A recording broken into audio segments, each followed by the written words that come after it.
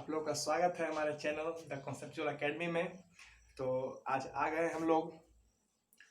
कल हम लोग पढ़े थे फोर्स दो चार्ज के बीच में, और परमिटिविटी हम लोग पढ़े थे, रिलेटिव परमिटिविटी पढ़े थे। तो आज हम लोग पढ़ेंगे कि फोर्स और रिलेटिव परमिटिविटी में रिलेशन क्या है। कुछ तो रिलेशन होगा, कुछ तो होगा। उसके बाद आज एक आईआईटी के क्वेश्चन भी हम लोग सॉल्व करेंगे। प्रीवियस का क्वेश्चन है, देखते हैं कैसे बनता है। उसके बाद हम लोग आज इलेक्ट्रिक फील्ड में बताए थे आप लोग कल कि हम लोग आज इलेक्ट्रिक फील्ड जानेंगे, इलेक्ट्रिक फील्ड होता क्या है, उससे बेस्ट कुछ सिंपल से क्वेश्चन बनाएंगे। तो ठीक है, आप लोग का स्वागत है। चलिए शुरू करते हैं। तो आज हम लोग पढ़ रहे हैं relation between force and relative permittivity. अच्छा ध्यान दीजिए, आप हमको कोई बोले कि हमको फोर्स निकालना है किसी मीडियम, मान लीजिए कि एयर में। तो एयर में फोर्स निकालना था, मान लीजिए F0 इक्वल टू क्या होगा कि के का मान दीजिए क्या होगा 1/4π into Q1 into Q2 by R²। इसको मान लीजिए क्वेश्चन 1।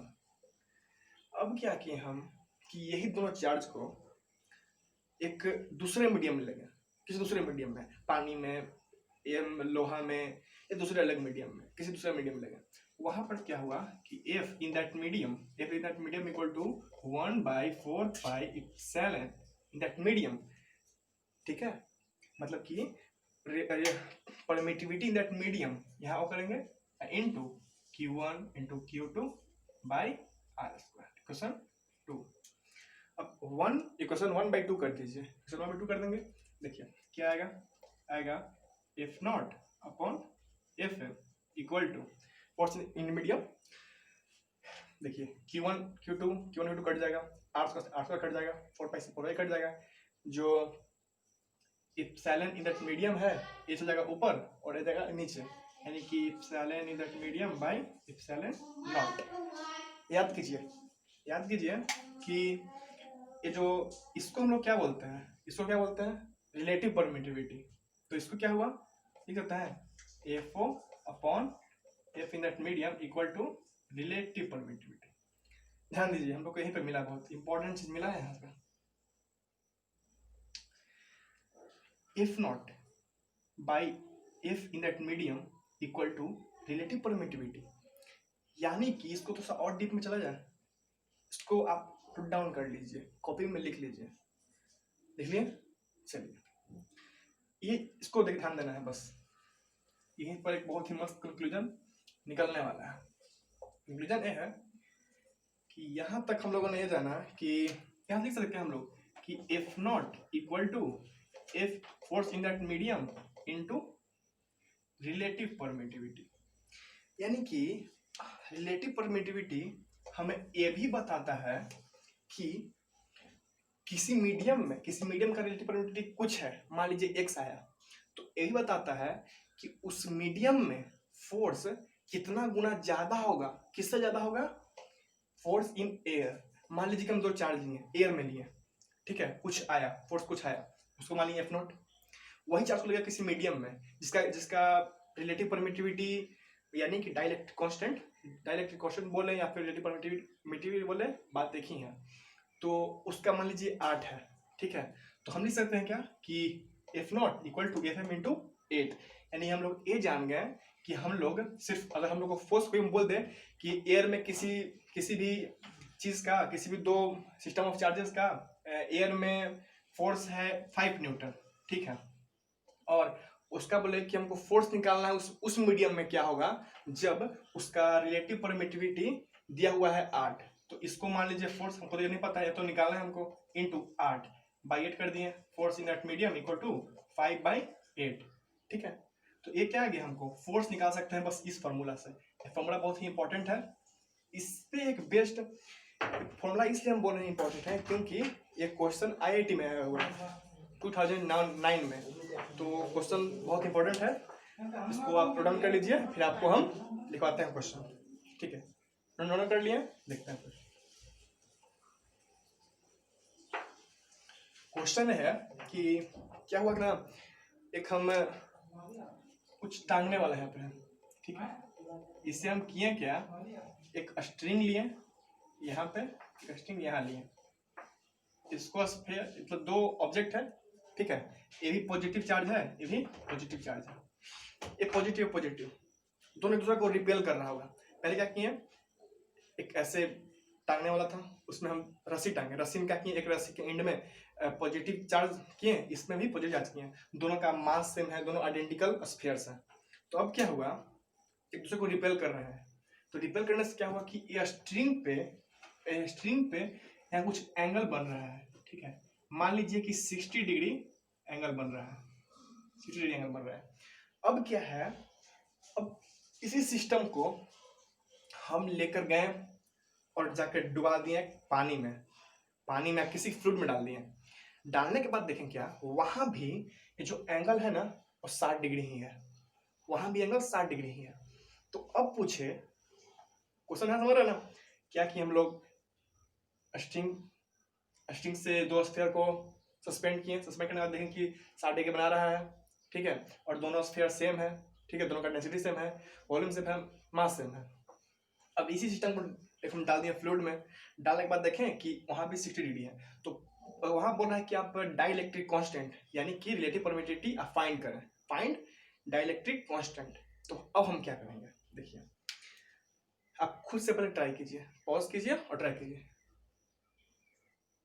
किए, चलिए अब हम बनाते हैं। देखिए पहले तो हम क्या करेंगे कि पहले तो हम एयर में है, ऐसे ही टांग रहे हैं, ठीक है, तो केस 1 लेते हैं, केस 1, इसमें क्या किया हम लोग सिर्फ एयर में टांगे हुए ना, ये क्या है, एयर में है,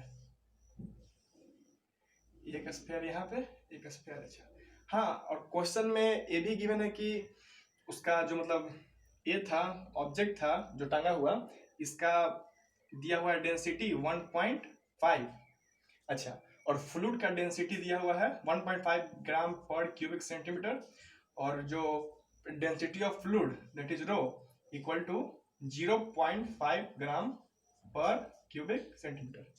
फिर से ट्राई कर लो, ये दिया हुआ है, ठीक है। अब क्या है, ये तो दिया हुआ है यहाँ तक, ठीक है, तो अब क्या है कि इस पे पॉजिटिव चार्ज, इस पे पॉजिटिव चार्ज, ठीक है, एंगल कितना बन रहा है 60 डिग्री, तो क्या कि इसको हम पहले बीच में से ऐसे अलग अलग कर लिए, इसको बाइसेक्ट कर लिए, ये 30 डिग्री हो गया, ठीक है, क्या कि इसको भी ऐसे मिलाइए, इस पे रस्सी पे टेंशन फोर्स लग रहा होगा, क्या टेंशन फोर्स लग रहा होगा, ऊपर क्यों ऐसे लगा रहा होगा, टेंशन फोर्स, देखिए इसके ये 30 डिग्री है, तो ये भी कितना होगा 30 डिग्री, इसके कंपोनेंट टूटेंगे, T cos theta, T sine theta, जो एंगल के साथ होता है उसको होता है टी कॉस थीटा, तो यहाँ पर क्या बनेगा टी कॉस थीटा, और यहाँ क्या बनेगा टी साइन थीटा। अब ये वन ऑब्जेक्ट है, इसको कुछ ढकेल रहा होगा, कुछ फोर्स है, तो ये फोर्स लगाते हैं नॉट, क्योंकि मतलब इसको इस डायरेक्शन में ढकेल रहा होगा, और ये एयर में है, ठीक है, तो एफ नॉट होगा।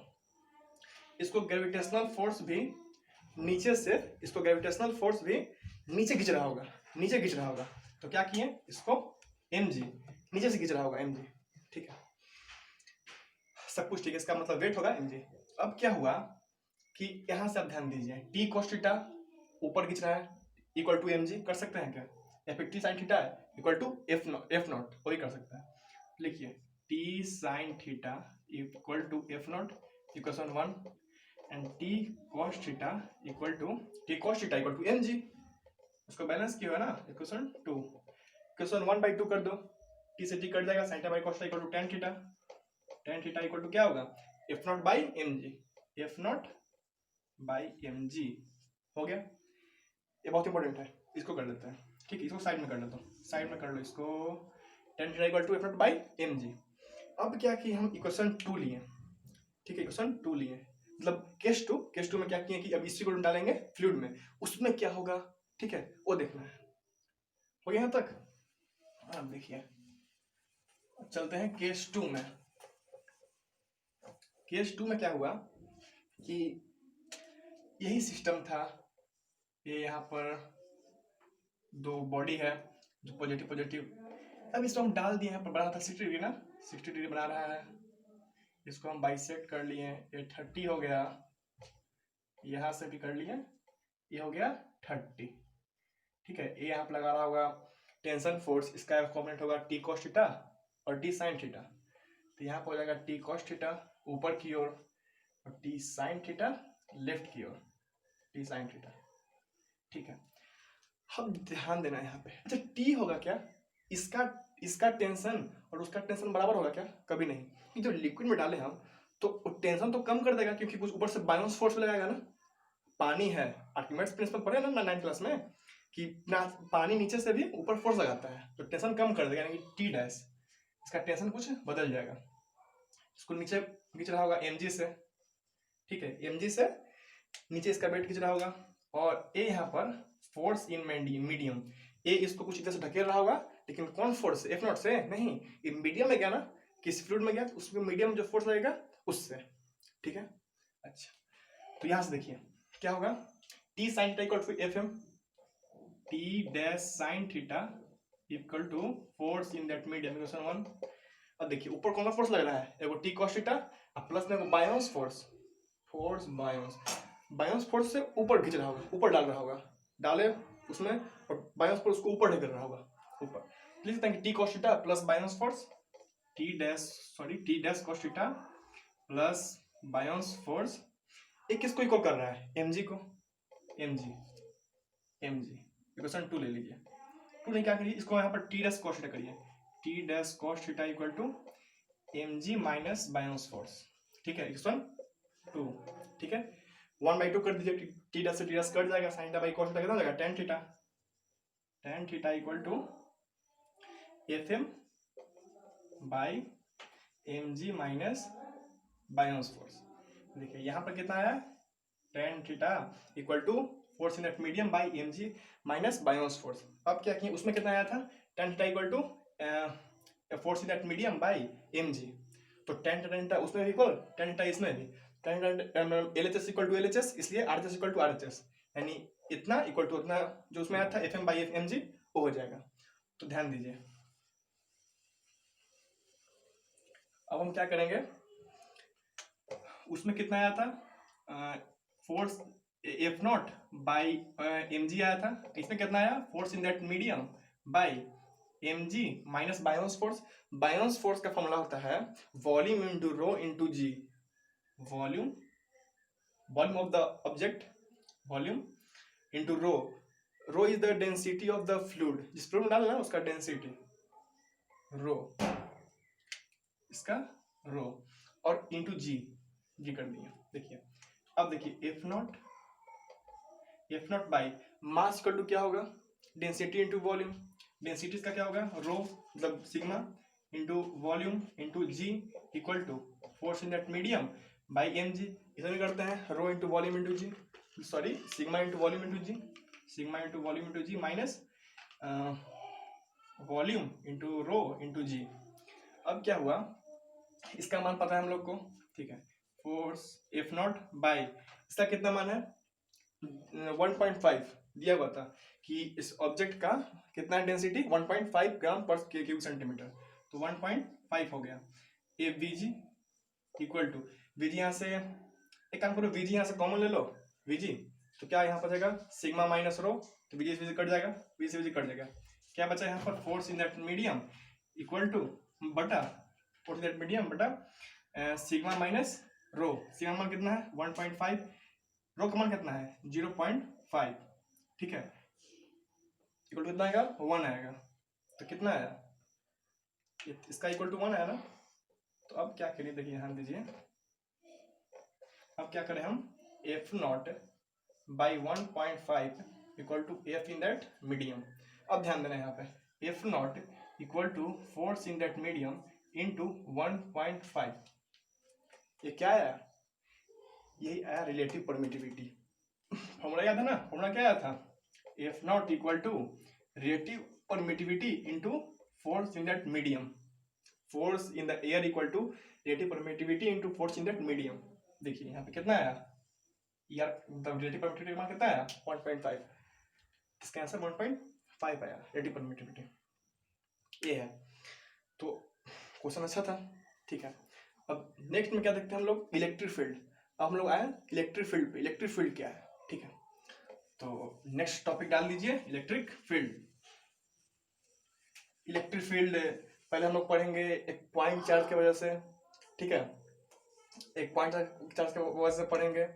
फिर देखेंगे कि बहुत सारा चार्ज आ गया, उसके वजह से क्या होगा इलेक्ट्रिक फील्ड। तो अलग अलग है, देखते हैं कैसे कैसे होता है, ठीक है।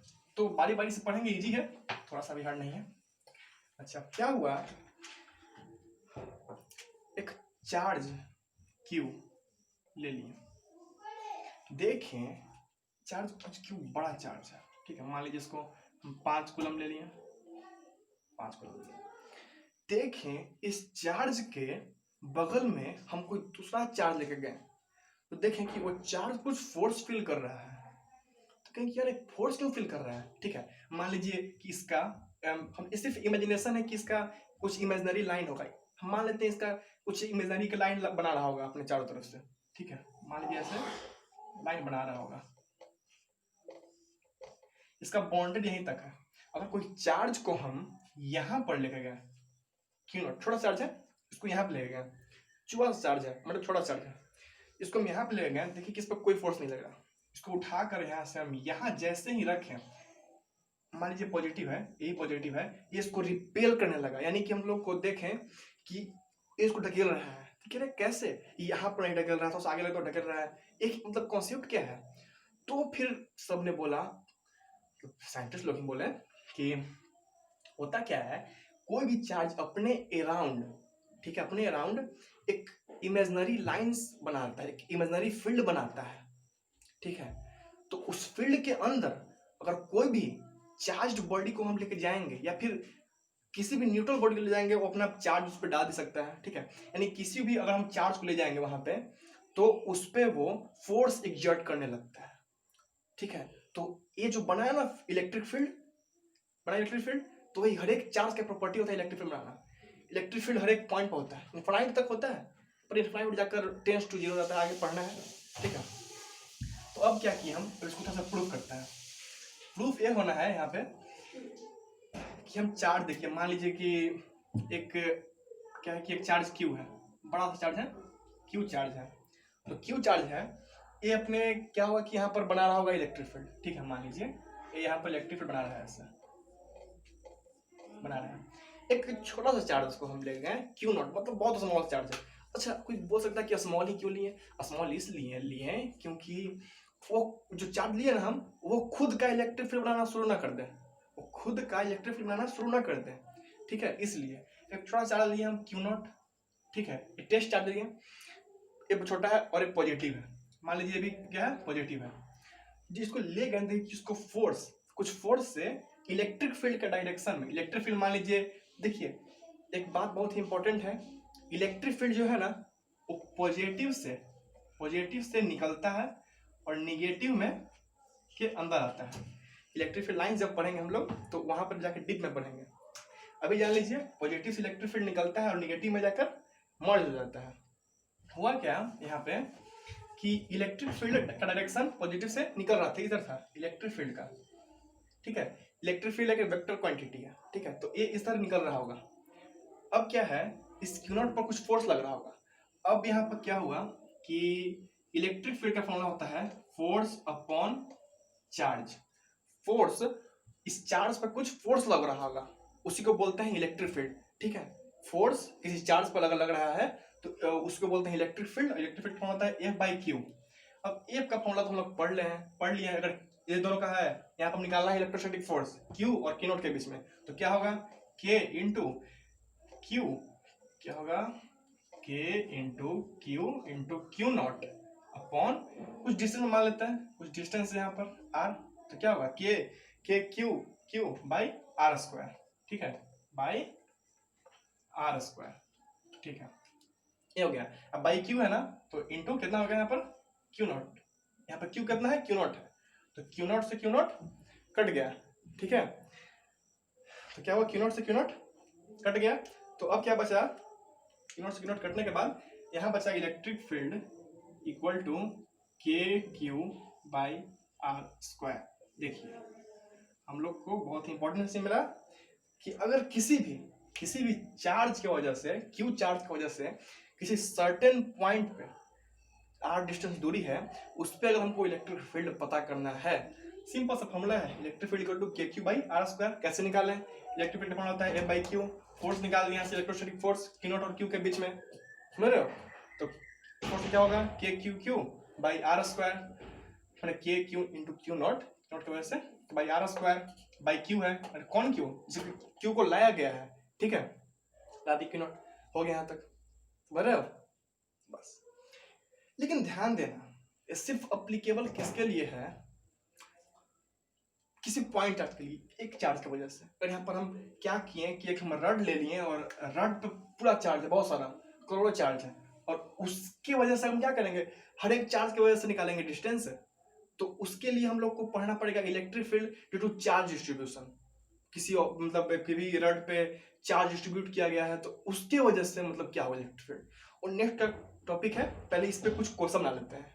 सिंपल सा कॉन्सेप्ट है, ठीक है? अच्छा, इस पे कुछ क्वेश्चन बना लीजिए तो आपका और अच्छा से क्लियर हो जाएगा, ठीक है? अच्छा, ध्यान दीजिए, क्वेश्चन है कि एक ट्रायंगल है, एक ट्रायंगल है, इसका डिस्टेंस, साइड मतलब साइड का डिस्टेंस ए, ठीक है, ए पॉजिटिव क्यू, एक नेगेटिव क्यू, ये मान लीजिए ए पॉइंट है, बी पॉइंट है, एक सी पॉइंट है।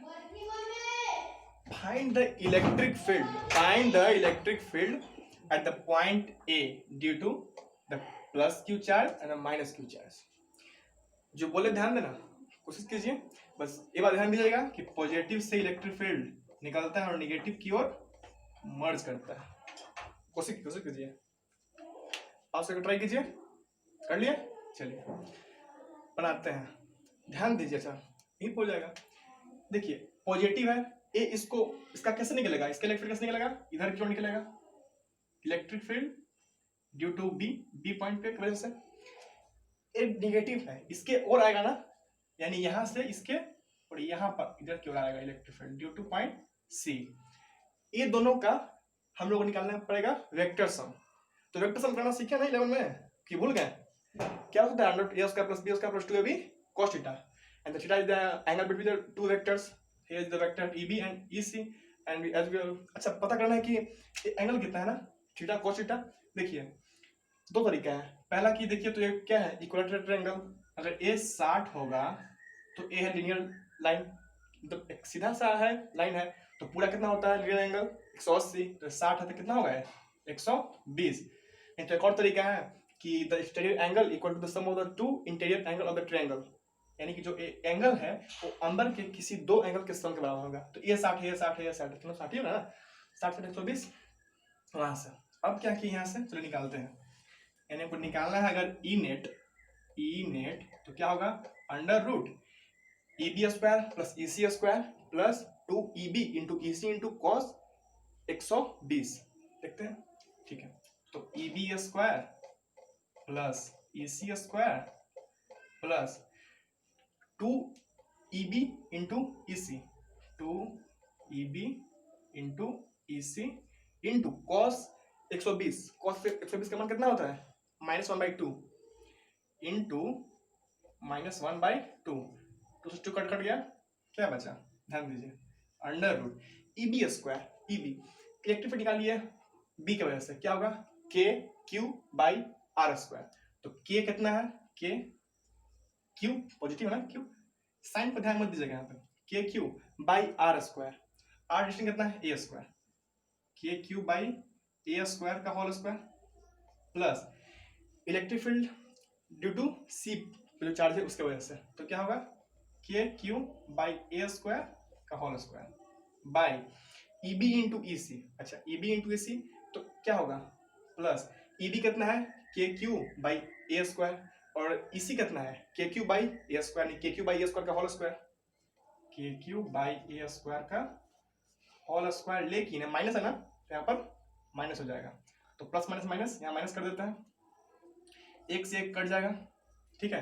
क्या बचा? ध्यान दीजिए यहाँ पे, ई नेट इक्वल टू क्या बचा? ई नेट इक्वल टू, मिटा दे थोड़ा सा, मिटा देते हैं, थोड़ा सा मिटा दे। चलिए, अच्छा, क्या हुआ है, एंड कितना बचा, अंडर रूट के क्यू बाई ए स्क्वायर का whole square, K Q by A square का होल स्क्वायर, स्क्वायर से रूट कैंसिल, क्या है मेरा आंसर, के Q by A square, here is answer. यानी कि इस पॉइंट पे इलेक्ट्रिक फील्ड नेट कितना होगा, K Q by A square. ठीक है, इजी था, हार्ड नहीं था। चलिए एक और क्वेश्चन है, आपको खुद से ट्राई करना है, इजी हो भी, ध्यान दीजिएगा। चलिए, सब समझ में आ रहा होगा, अगर नहीं समझ में आए तो बताइएगा कि क्या और सुधार करें। ठीक है, ठीक है। अब है क्या क्वेश्चन कि एक स्क्वायर है, ठीक है, स्क्वायर है, डिस्टेंस मतलब साइड का डिस्टेंस है ए ए ए ए, ठीक है, ठीक है। अब क्या किया ना, चार्ज ले लिए, चार्ज ले लिए, क्यू चार्ज यहाँ पे है, क्यू चार्ज यहाँ पे है, क्यू चार्ज यहाँ पे है। इस पॉइंट पे निकालना है इलेक्ट्रिक फील्ड, इस पॉइंट पे इलेक्ट्रिक फील्ड, इस पॉइंट का नाम लीजिए ए, इसको बी दे दीजिए, इसको सी दे दीजिए, इसको डी दे दीजिए। ट्राई करना है आपको, ठीक है, A B C D, find the electric field at the point A, find the electric field at the point A. ठीक है, निकालिए।